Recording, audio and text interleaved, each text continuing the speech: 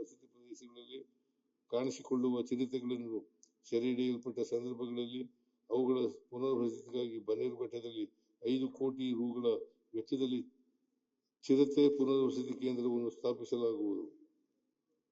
ಅರಣ್ಯ ಇಲಾಖೆಯಲ್ಲಿನ ವಿವಿಧ ವೃಂದಗಳಲ್ಲಿನ 2,500 ಹುದ್ದೆಗಳನ್ನು 2026-27 ಆರ್ಥಿಕ ವರ್ಷದಲ್ಲಿ ಭರ್ತಿ ಮಾಡುವ ಮೂಲಕ ಇಲಾಖೆಯನ್ನು ಸಬಲೀಕರಣಗೊಳಿಸಲಾಗುವುದು.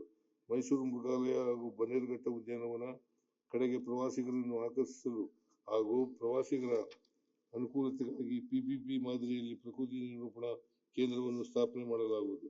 ರಾಷ್ಟ್ರೀಯ ಅರಣ್ಯ ನೀತಿಯಂತೆ ರಾಜ್ಯದ 10% ಕಡಿಮೆ ಅರಣ್ಯ ಒದಗಿ ಹೊಂದಿರುವ ಕಲ್ಯಾಣ ಕರ್ನಾಟಕ ಜಿಲ್ಲೆಗಳು ಸೇರಿದಂತೆ ವಿವಿಧ ಜಿಲ್ಲೆಗಳಿಗೆ ವಿಶೇಷ ಆದ್ಯತೆ ನೀಡಿ 75,000 ಹೆಕ್ಟೇರ್ ಪ್ರದೇಶದ ಅರಣ್ಯೀಕರಣ ಕಾರ್ಯಕ್ರಮಗಳನ್ನು ಕೈಗೊಳ್ಳಲಾಗುವುದು. ಇದಕ್ಕಾಗಿ ಕೆಕೆಆರ್ಡಿಬಿ ವತಿಯಿಂದ 50 ಕೋಟಿ ರು ಸೇರಿದಂತೆ ಒಟ್ಟು 150 ಕೋಟಿ ರು ಅನುದಾನವನ್ನು ಮೀಸಲಾಗುವುದು. ಬೆಂಗಳೂರು ಉತ್ತರ ತಾಲೂಕಿನ ಮಾದಪ್ಪನಹಳ್ಳಿಯ 153 ಎಕರೆ ಪ್ರದೇಶವನ್ನು ಶ್ವಾಸತಾಣವನ್ನಾಗಿ ಪರಿವರ್ತಿಸಿ ಸಾಂಸ್ಕೃತಿಕ ನಾಯಕ ಬಸವಣ್ಣ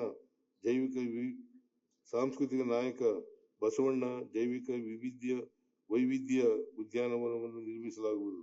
ವಾಯು ಗುಣಮಟ್ಟ ಮಾಪನ ವ್ಯವಸ್ಥೆಯನ್ನು ಇನ್ನಷ್ಟು ಬಲಪಡಿಸುವ ಉದ್ದೇಶದಿಂದ 15 ನಿರಂತರ ಪರಿವೇಷ್ಟಿತ ವಾಯು ಗುಣಮಟ್ಟ ಮಾಪನ ಕೇಂದ್ರಗಳನ್ನು ಸ್ಥಾಪಿಸಲಾಗುವುದು. ಕರ್ನಾಟಕ ಪ್ರಸಿದ್ಧ ಪರಿಸರವಾದಿ ವೃಕ್ಷಮಾತೆ ಸಾಲುಮರದ ತಿಮ್ಮಕ್ಕ ಇವರ ಸ್ಮರಣಾರ್ಥ ಹುಲಿಕಲ್ ಕುದೂರು ಹತ್ತಿರ ಸ್ಮಾರಕವನ್ನು ನಿರ್ಮಿಸಲಾಗುವುದು. ಕಂದಾಯ ಕರ್ನಾಟಕ ಲ್ಯಾಂಡ್ ಟ್ಯಾಕ್ಸ್ ಯೋಜನೆಯಡಿ ಭೂಮಿ ಮೋಜಣಿ ಕಾವೇರಿ ಈ ಸ್ವತ್ತು ಈ ಆಸ್ತಿಯಲ್ಲಿರುವ ಜಮೀನು ಆಸ್ತಿಯ ದತ್ತಾಂಶಗಳನ್ನು GIS ಆಧಾರಿತ ಡಿಜಿಟಲ್ ವೇದಿಕೆಯಲ್ಲಿ ಸಮಗ್ರವಾಗಿ ಕ್ರೋಢೀಕರಿಸಿ ಏಕರೂಪದಲ್ಲಿ ದಾಖಲೆಗಳನ್ನು ನಿರ್ವಹಿಸಲಾಗುವುದು. ಭೂಮಿ ತಂತ್ರಜ್ಞಾನವನ್ನು ಪ್ರಸ್ತುತ ತಂತ್ರಜ್ಞಾನಕ್ಕೆ ತಕ್ಕಂತೆ ಸಮಗ್ರವಾಗಿ ಆಧುನೀಕರಿಸುವುದರ ಮೂಲಕ 10ಕ್ಕೂ ಹೆಚ್ಚು ಇಲಾಖೆಗಳೊಂದಿಗೆ ಸಂಪರ್ಕ